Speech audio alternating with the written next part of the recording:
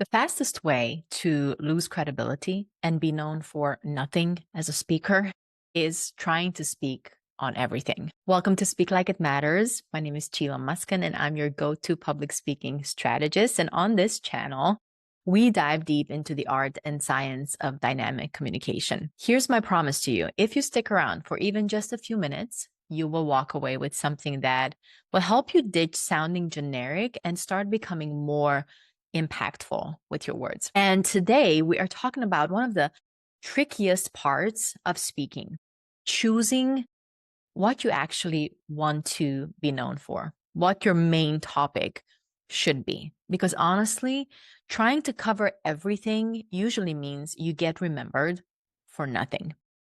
Now, real quick, a side note before we jump in, if you are serious about speaking at the next level, clarifying your topic, building a killer keynote, knowing how to deliver that keynote like a pro, and actually know how to book yourself to the right stages, and then you'll want to check out the Speaker Accelerator program. It's my most comprehensive program for leaders who want to know how to elevate their public speaking skills. You can find out all the details at speaklikeitmatters.com/accelerator, or just simply click the link below this video. Okay, so let's jump right in. Lesson number one in finding your narrow speaking topic. It's finding the tension point instead of following trends. Here's where most people get stuck. They pick topics for all the wrong reasons. Maybe it's because it feels safe. Maybe someone told them, hey, you should speak on this because you are good at it. Maybe it looks good on a resume or it aligns with their resume. Or maybe it's because they really just want to keep things broad because they feel afraid of losing too many people. Sound familiar? I've been there too. It's definitely a process, and it took me a long time, meaning years, to be able to figure out that the secret sauce to being a really remembered speaker is to actually have a speaking niche or have a speaking lane picked out for yourself. Now, here's the problem with picking a speaking topic for the wrong reasons. It really doesn't make you stand out. So instead of doing that, I want you to look for a tension point, the place where your audience feels stuck, or maybe they are feel pulled in two different directions. They feel frustrated, or they're struggling with a problem. Now, why do we want to do this? Because tension creates curiosity. It makes people lean in. And when you're the person who helps resolve that tension, you instantly become unforgettable. A few years ago, I had a client who was talking a lot about leadership development. Now, here's the thing. I love the topic of leadership development, but that's a very broad topic. It's not very specific. And so in order to help her stick out or stand out with her message, we needed to dig deeper.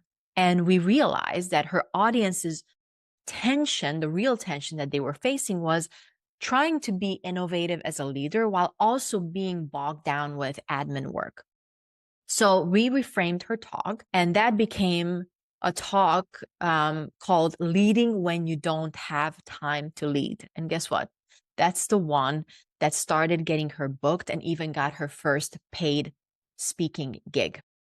Our brains actually release dopamine when tension gets resolved. That's why cliffhangers keep us glued to Netflix, and why tension-based topics hook your audience. Here's lesson number two in narrowing your speaking topic. Reverse engineer your reputation. And this is another common mistake I see so many people make. People pick topics based on what feels marketable right now. Things like, well, what's hot in my industry this year? Or what will get me a quick gig? Well, the problem is that you end up chasing shiny objects and short-term wins instead of building a long-term authority or name reputation for yourself in your industry. So I want you to think of it this way. Reverse engineer your reputation. Don't just ask, what do I want to talk about? But ask, what do I want to be remembered for? Every talk you give is a brick in the reputation building process. And when you're clear on the reputation you want to build, your topic stops being random and suddenly it becomes strategic. So, for example, think of Brene Brown. She could have spoken on leadership, psychology, shame resilience, lots of different directions. But she chose vulnerability because that's the reputation she wanted to own. And now, 10 years later, well, she is the vulnerability voice. Okay, finally, lesson number 3, follow the dinner party energy. So often I see people picking topics that look impressive on paper, but really make them feel flat. There's no passion for that particular topic, but they think, well, this makes me sound smart, or this will impress the people sitting in the audience. Well, here's the thing. If you're not genuinely energized by your topic, your audience will feel it probably in the first 30 seconds of your presentation. Energy doesn't lie. Here's the best test. If you brought up your topic at a dinner party, would people lean in and say, tell me more? Or would they suddenly look distracted? Would they stand up to go and get their drinks refilled or check on the oven? Or would they truly lean in, look interested? And also, would you get fired up when you talk about this topic? A few years ago, I was working with a lady and she was in the financial industry, and she really thought that she needed to have a keynote message around wealth building strategies. Impressive, sure. But anytime she would start working on the presentation, she would lack excitement and passion for it. It would fall flat. And then as we were peeling the layers back, she realized that she really wanted to talk about helping women overcome money shame. It was something she was extremely passionate about, and it lit her up anytime she talked about it. And that became her keynote. And guess what? It resonated instantly, not only with her audience, but with her as well. She got fired up every single time. Now, you probably know the name Albert Meribene. He was a psychologist and he was famous for this study.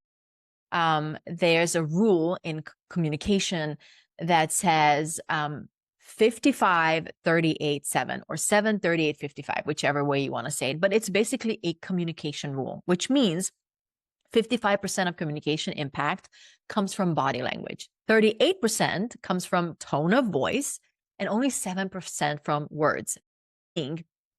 If you are not passionate about the topic, your body language will scream it. If you find the topic boring, the tone of voice will give you away. And guess what? Your audience will pick up on that energy and they will feel the same way as well. So you could have the best words, the greatest content, the best slides in that keynote. But if you are not passionate about it, your voice and body language will give you away. Okay, friends, so here's your dream to done action step. Write down your top 3 potential speaking topics and then run them through these 3 filters. Does it solve a real tension point for your ideal audience? Does it align with the reputation that you want to build? And does it pass the dinner party test?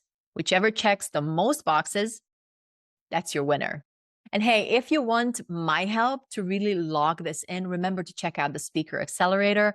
Inside the Speaker Accelerator, we cover everything from picking your topic to titling your keynote to creating your keynote from A to Z, knowing how to deliver it, and even knowing how to get yourself on the right stages. You can check all of that out at speaklikeitmatters.com/accelerator, or you can also find the link below this video. If you found this helpful, try it out and let me know how it goes. And for more real-world public speaking strategies, don't forget to subscribe and also share this episode with a friend or colleague who you think would find it helpful as well. As always, I want to encourage you to keep showing up, sharing your voice, message, and story because it's needed more than ever. Don't forget to speak like it matters. Why? Well, because it's the one thing that will set you apart like no other. Okay, friend, bye for now.